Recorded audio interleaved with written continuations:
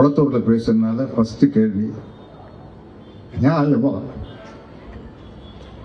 நீங்கள் செய்தது நியாயமா?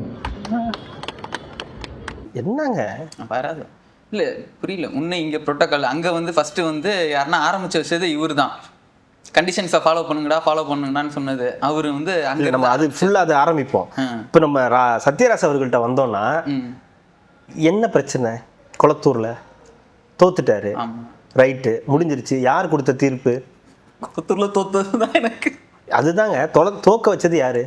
மக்கள். இப்போ மக்கள்கிட்ட போய் நீங்க என்ன தர்க்கம் பண்ணிட்டு இருக்கீங்க? ஏன் பண்ணீங்க அப்படி அப்படின்னு? ஏன் பண்ணீங்கன்னா இங்க இந்த கேள்வி எல்லாம் நீங்க குளத்தூர்கார்ட்ட போய் கேட்டிருக்கணும்.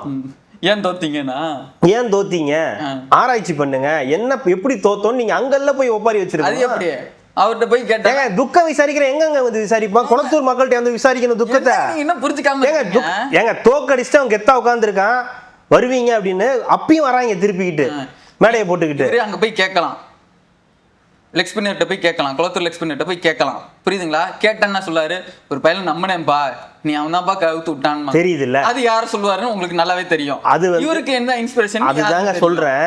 இப்ப அப்படி ஒண்ணு சொல்லியிருந்தாருன்னா அப்ப என்ன பண்ணிருக்கணும்? அவரோட சங்காத்தத்தை விட்டுருக்கணுமா இல்லையா? இன்னும் நீ அதே சகாசத்தோட சுத்திக்கிட்டு இருக்க.